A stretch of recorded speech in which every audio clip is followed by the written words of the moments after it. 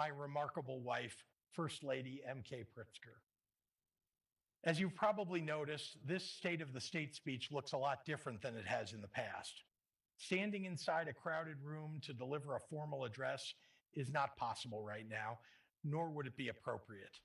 But the people of Illinois need to hear from their governor about where we are and where we're headed, regardless of how unprecedented the times. Nearly no one alive today has lived through anything that could have prepared them for the last year. To gain perspective on these last 12 months, I looked for an anchoring moment in our history, a moment that can remind us of what we can endure and survive together. So today I'm coming to you from the Illinois State Fairgrounds in Springfield.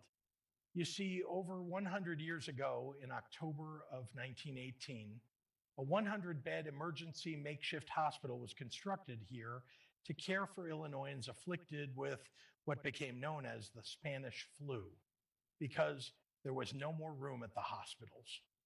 Doctors and nurses at St. John's Springfield Hospital and those here at the Fairgrounds alike were desperate.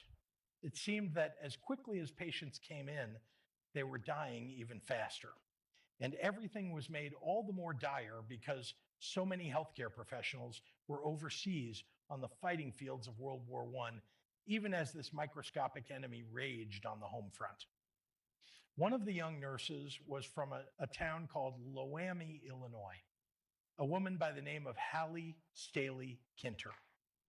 Many years later, when she was in her 80s, Hallie recounted to oral historians at the University of Illinois how she and another nurse had worked together and about their pandemic experience. Hallie said, "In 1918, we had the flu epidemic, which was a very difficult time.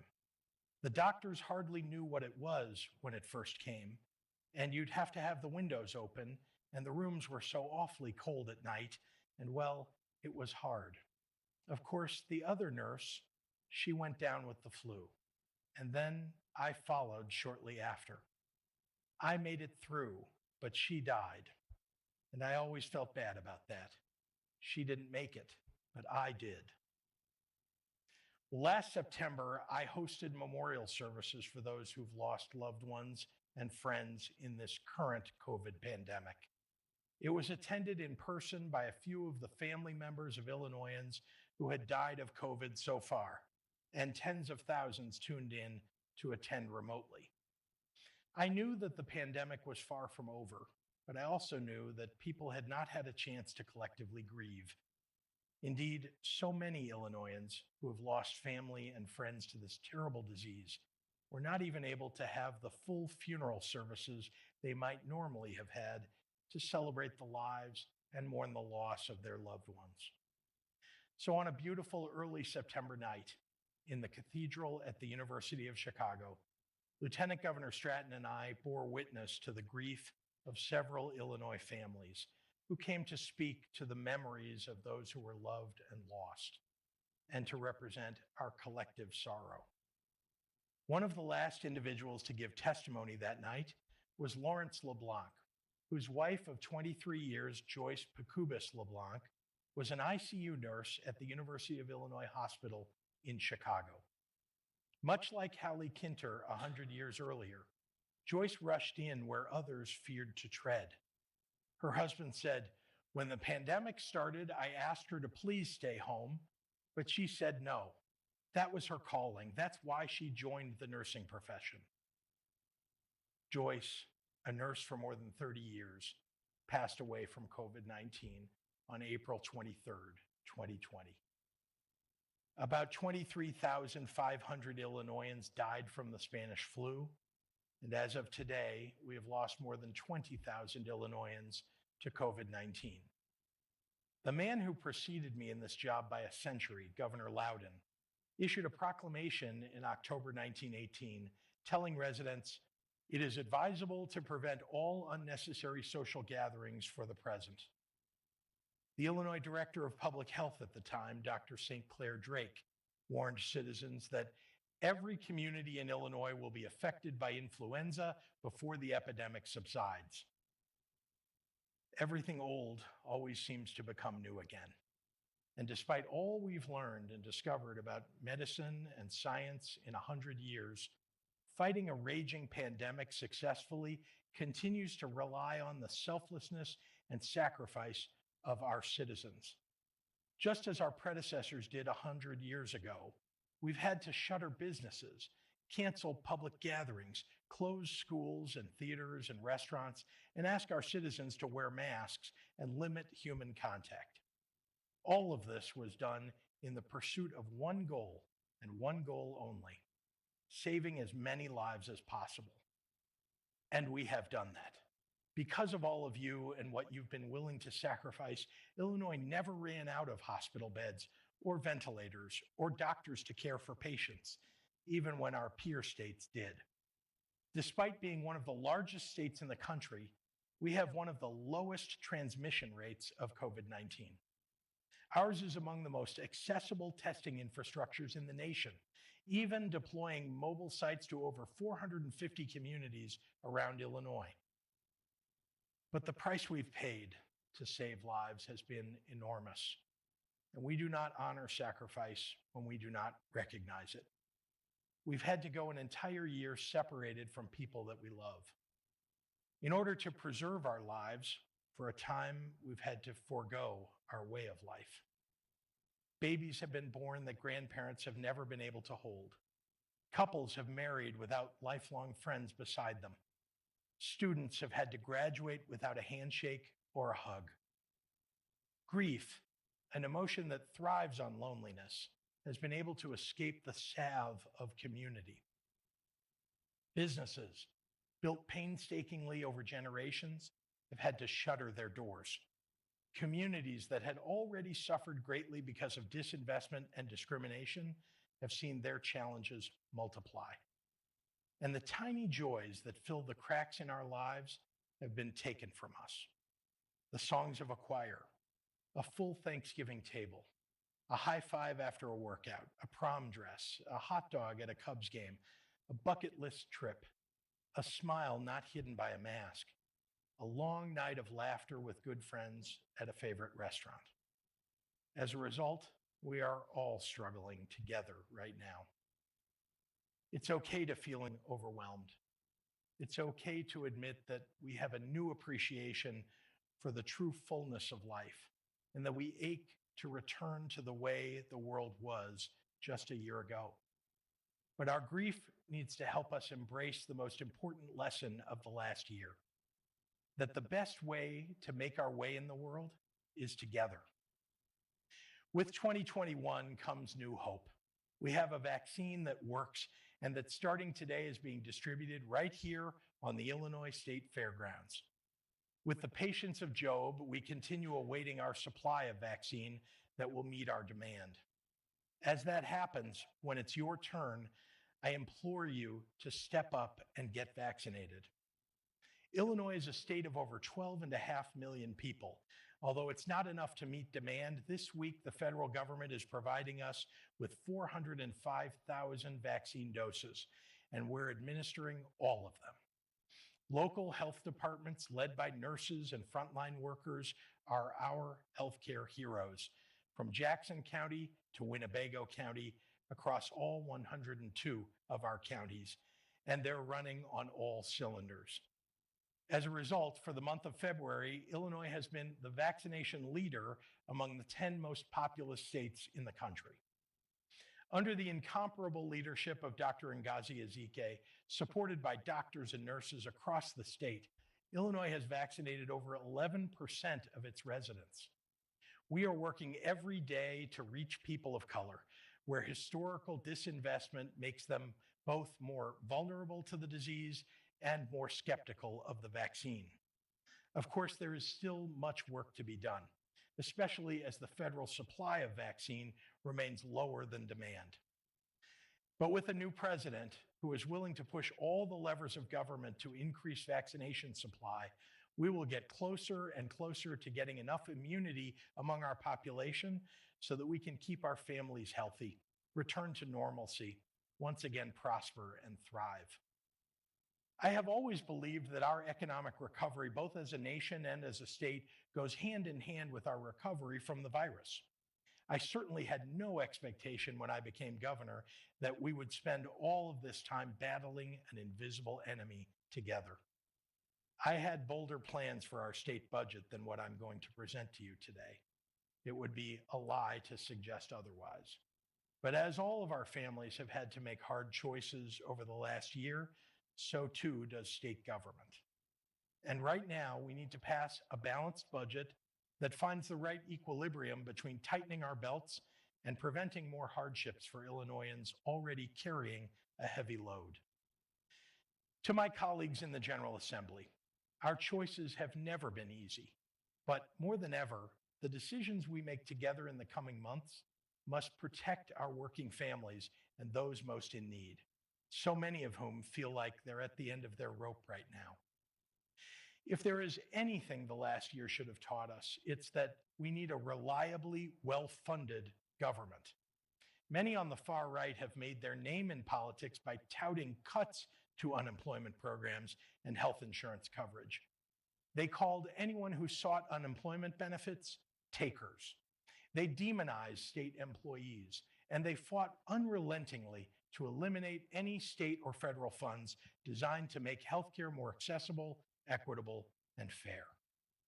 Throughout the pandemic, they have encouraged businesses to defy health guidelines, spread conspiracy theories about COVID deaths, and fought mask guidelines tooth and nail. Amidst the tragedy of this pandemic, they have lobbied against the federal government providing relief to Illinoisans, ignoring the life-changing economic pain of real working families. In essence, they eliminated the fire department, burnt down the house, and poured gas on the flames. And now they're asking why we're not doing more to prevent fires. In a normal year, I might have more patience for their hypocrisy, but this is not a normal year. There's room for honest and well-meaning debate about where and how cuts and new investments should be made. But anyone who calls themselves a public servant must acknowledge the truth. The role of the government in a crisis is to end the crisis as quickly as possible and limit the pain the crisis inflicts on the people we serve. To that end, I began working on next year's budget by taking executive action to make cuts this year that will have the least impact on services while preventing the need for additional revenue from hardworking families, eliminating $700 million in spending in fiscal year 2021 alone. 2 months ago, I asked Republicans in the General Assembly for their proposals to close this year's budget deficit. I was met with silence. Apparently, their idea of bipartisanship ends when hard choices must be made.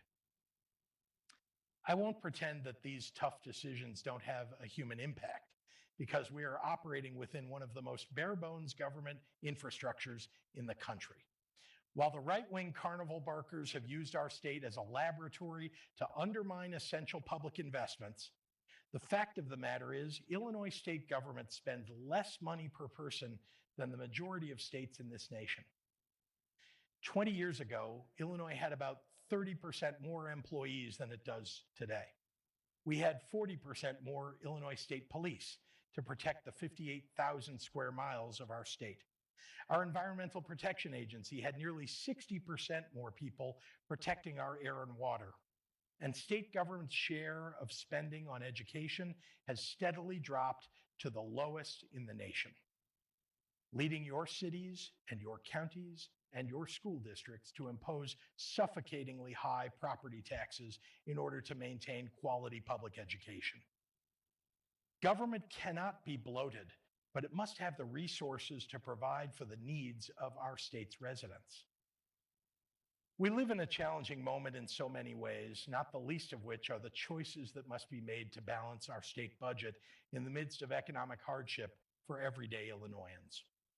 The general funds budget I present today for fiscal year 2022 spends $1.8 billion less than fiscal year 2021.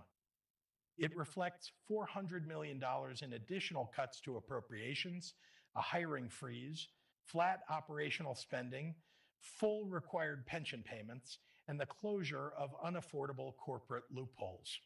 All in all, it reduces spending to meet projected revenues. I'd like to discuss some of the major principles and pillars of this budget with you. I started with the premise that hardworking families should not have to pay more when they're stretched the most thin. I want middle-class Illinoisans to pay lower income taxes, not higher. So this budget does not propose an across-the-board tax increase. In this unprecedented time, I believe we must fully support the agencies on the front lines of the COVID-19 response, agencies that have been hollowed out deeply over the past 2 decades. The Departments of Public Health, Human Services, Veterans Affairs, and Employment Security. Saving lives and saving livelihoods as this pandemic rages on is front and center. With that in mind, I'm asking the General Assembly to pass a standalone bill this year to immediately direct $60 million of funding to the Department of Employment Security to help meet the unprecedented demand. It builds upon work we have already done this year and will support new call center positions throughout the state, help run the newly created federal unemployment programs, and upgrade the technology to more efficiently get this critical work done. And in the coming year, I ask that you support an additional $73 million for the unemployment system. Support for small businesses must also be a priority. So many individuals lost their livelihoods because of the pandemic. Small businesses like restaurants and bars had to make enormous sacrifices to keep us all safe. Those sacrifices did not go unnoticed or unappreciated. But when the federal PPP program offered a lifeline with forgivable loans, the large corporations gobbled up most of the money first, leaving small businesses with nearly nothing. That's why Illinois did something most states didn't do. We used a big portion of federal CARES Act dollars to deliver the nation's largest small business assistance program. We invested $275 million toward business interruption grants, distributing it to over 9,000 small businesses in over 600 cities and towns statewide. That's money for rent, for payroll, for PPE that doesn't have to be paid back. It's money that allowed Michael McDonald and Okema Battle, the brother-sister co-owners of Wooden Hog Barbecue in Champaign, to keep every team member on payroll who wanted to stay there, to keep their doors open, and to keep their dream alive. And friends in Champaign will tell you, thank the heavens, because that barbecue is excellent. Illinois' Business Interruption Grant Program also allowed Brew Coffee and Tea, a family-owned business in Chicago, to bring back staff and reopen its Pilsen location, closed in the early days of the pandemic. And another grant has helped Deborah Fell from Urbana keep her quilting business afloat. In a moment when 1/3 of small businesses across the nation are temporarily or permanently closed, Illinois' BIG program doesn't replace the need for more federal assistance, but it has given thousands of Illinois businesses a fighting chance. More than 80% of BIG program funds went to our smallest businesses. 40% went to minority-owned businesses, and nearly half went to restaurants, bars, and taverns, an industry that, along with travel and tourism, has had to sacrifice the most in this crisis. I particularly want to thank leaders Gordon Booth and Lightford and Representative Hernandez and Senator Aquino for their tireless efforts to help make sure that these funds reached the small businesses that needed them most. That's why we propose setting aside a share of new federal dollars for those grants to small businesses. Entrepreneurs are the folks who create most of the jobs in our state. Their businesses are key to our economic revitalization, and they're the most immediate way for us to help those that are shouldering the heaviest burden from COVID-19. While the federal government writes billion-dollar checks to big businesses, here in Illinois, we're standing up for small businesses, and as I like to say, the big businesses of the future. The safety net must also be protected. In May, I worked with members of the General Assembly like Senator Robert Peters and Representative Delia Ramirez to deliver the nation's largest housing assistance program, providing $324 million in emergency housing assistance to more than 55,600 renters and homeowners across the state, keeping people in their homes and stabilizing the market for landlords.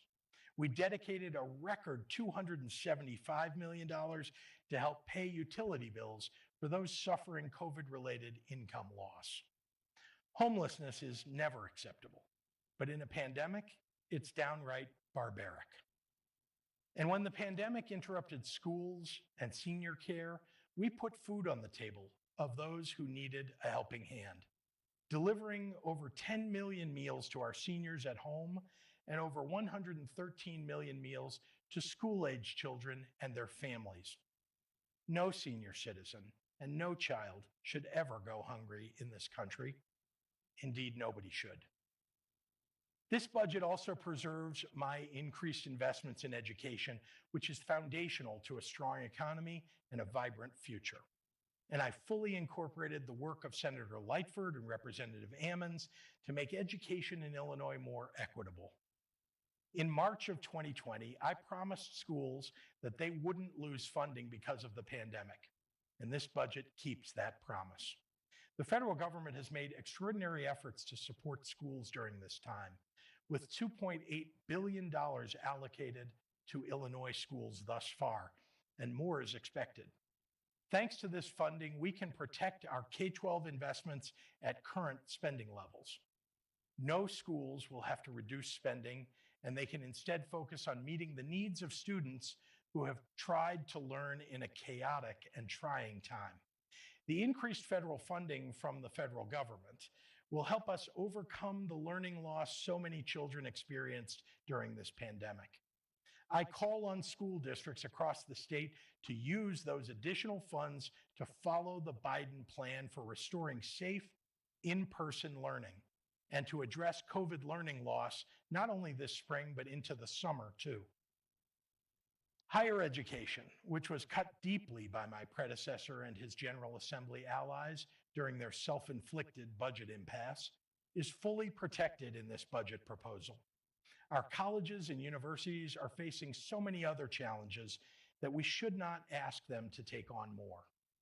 Federal COVID relief funding will provide $740 million to post-secondary institutions in Illinois. So the most important place for us to invest in higher education is in expanding college access for those smart kids who can least afford it, which is why I propose a $28 million increase to MAP grants. To be sure, less than the $50 million I proposed last year, but enough to allow thousands more Illinois students to get a scholarship. And for our youngest children, Illinois is the best in the nation during this pandemic in supporting childcare providers and the children who attend them. Illinois has created the largest childcare grant program in the nation, with $290 million going directly to 5,000 childcare centers and homes in 95 counties, allowing them to stay afloat over this challenging year. Places like Marcy Mendenhall's Skip Along Child Development Services. Skip Along has 3 childcare centers on the Illinois side of the Mississippi and 1 center across the river in Iowa. When the pandemic hit, only one of those states offered consistent science-based guidance on how to best protect children, families, and staff. Soon after, that same state started paying Skip Along for all the kids enrolled in its centers, not just those who showed up every day, so they could keep their staff in the most turbulent time.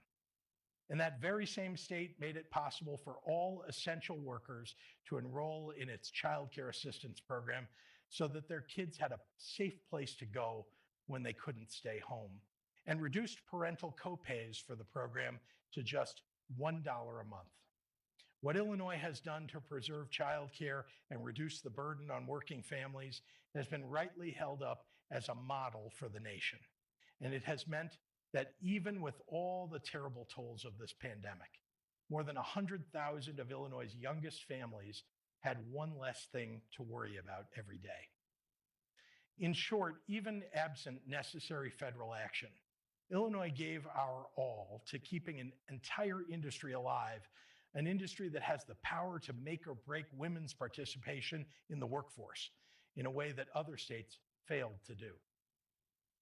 And as we gain national attention for our leading efforts to support childcare and support working families, this budget will make additional investments by protecting our early childhood block grant, expanding early intervention programs, and directing $350 million in federal funds directly to childcare providers.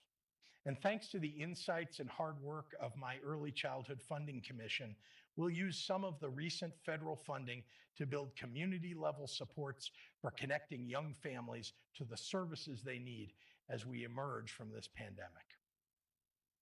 Telecommuting, telehealth, remote learning, video conferencing. This pandemic laid bare the need for reliable broadband across the state. Fortunately, in 2019, working with the General Assembly, I prioritized broadband with the most aggressive vision for high-speed internet in the entire nation. Through our public-private Connect Illinois program, we're connecting over 26,000 residents who had been left out of the digital revolution. And it's redefined the healthcare, education, and economic opportunities for their communities. At least $50 million in additional state matching grants will be awarded this year, making substantial progress on our goal of universal access in 2024. Right now, it's more important than ever to invest in, create, and support good-paying jobs, which is why we amped up the rebuilding and renewal of our transportation infrastructure.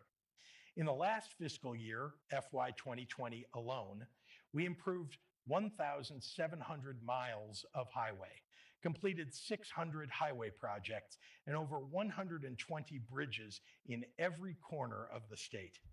Modernizing our infrastructure has continued into FY 2021 with the completion of the Chicago Veterans Home and the launch of one of the largest job-creating projects in Southern Illinois in a generation, the Alexander Cairo Port District.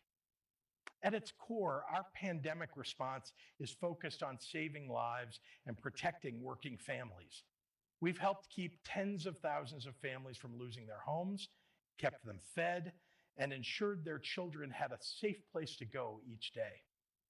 This pandemic isn't over yet, so that remains our guiding light for this fiscal 2022 budget proposal. As the General Assembly takes up this proposal, brings its own ideas to the table, and debates our collective approach, I want to take a moment to discuss the federal government's role in all of this. Every Illinoisan should hear this.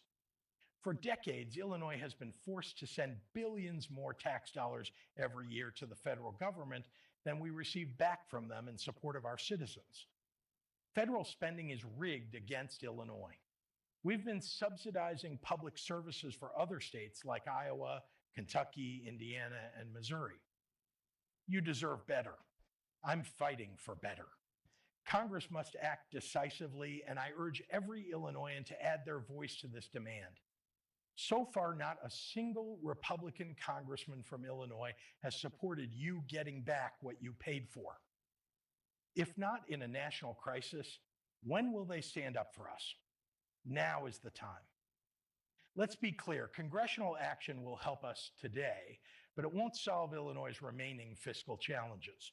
That's why any money we receive from the federal government needs to be spent wisely by paying down borrowing and our bill backlog. Anything remaining must be used to invest in expanding jobs and economic growth. More jobs, more businesses, more economic activity means a higher standard of living for our citizens, a healthier budget, and a healthier state government. This will be one of the most challenging budgets this government has ever had to craft, but I know there are willing partners in the General Assembly. In addition to the Budget Committee, I've spoken with members and committee chairs of the General Assembly and incorporated their ideas like cutting corporate loopholes that force the middle class to pay more. Compromise, hard work, and a willingness to make tough decisions is going to be required of all of us. I enter the process of negotiation with an open mind. I have only one hard and fast rule. We aren't going to treat people who've been decimated by this pandemic as roadkill. Those most in need in our most desperate times deserve our help, and we cannot fail them. I want to briefly touch on a few other priorities the General Assembly must address as in-person sessions begin again. It's a new era in state government with a new generation at the helm and the first Black Speaker of the House. The Black Caucus just last month passed landmark legislation dealing with education, criminal justice, economic opportunity, and healthcare. There is much to celebrate, and we have a new moment to advance important legislation that the people of Illinois have asked for. A year ago, I outlined my vision for real, lasting ethics reform. It's time to pass ethics legislation this year. Nobody should hold the title of both legislator and lobbyist at the same time. We need meaningful disclosure of conflicts of interest. We must end the General Assembly's revolving door allowing legislators to get paid as lobbyists the day after they leave office. Restoring the public's trust is of paramount importance. There is too much that needs to be done. If not for this pandemic, this would have already happened last year. With a real legislative session and remote or in-person hearings, we need to get this done. The to-do list is long, but it includes key priorities like finally authorizing the overdue second cannabis licensing lottery and passing an energy bill that protects our nuclear fleet and builds up our wind and solar industries, protects the environment, puts consumers first, and supports jobs. There is so much to do, and it's time to get to work. I'd like to close by speaking directly to our citizenry who have endured and persevered through this pandemic. Almost a year ago, on March 9th, 2020, as we were all just becoming fully aware of the danger that COVID-19 would pose, I appeared before you in the first of the spring's 80 daily press conferences. I said something that day that I didn't want to have to tell you, that this pandemic was going to affect your daily life. I knew you needed me to be honest with you. I knew that moments like these lurk in our history books, times when leaders are judged by how willing they are to lay a crisis on the table and ask for help containing it. I admit, I wish the last year had been about all the normal problems of government, lowering taxes and fixing roads and making college more affordable, instead of once-in-a-lifetime problems like hunting for N95 masks and building COVID testing from scratch and constructing a fair and science-based strategy for mitigating a new and deadly disease. This budget proposal reflects that struggle. But we don't get to choose the times we live in. We only get to decide if we are willing to meet the moment that chooses us. Every single day of the last year, I've felt the weight of what I've asked you to sacrifice as COVID threatened your lives and your livelihoods. I wanted you to know that. I wish our paths had crossed in easier times, Illinois, but I don't need the times to be easy to fight for you. I know it's hard right now. I know you and your family, no matter what your circumstances, are struggling. And I know that just as a year ago, when you needed me to be honest and tell you that this pandemic was going to affect your daily lives, right now you need somebody to honestly tell you that it's going to end. Well, it is going to end.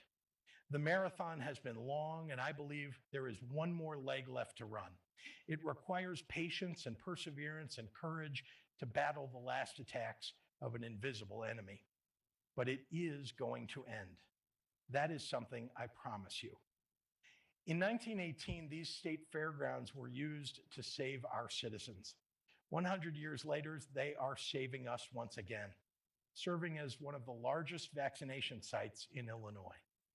Every year in August, these grounds have a much more joyful purpose as they host the Illinois State Fair. This place changes to meet the times. It can be a hospital or a testing center or a vaccination site or a showcase for award-winning livestock or a concert venue. It can be all of those things and not lose its fundamental character. We all had to change to fit the world we've had to live in for the last 12 months. We had to give up some of the best things about living our lives in order to save our lives. But we didn't forget how to hug old friends, toast at weddings, dance at concerts, cheer at baseball games, and share popcorn at a movie theater. We didn't forget how to be human. We didn't lose our fundamental character.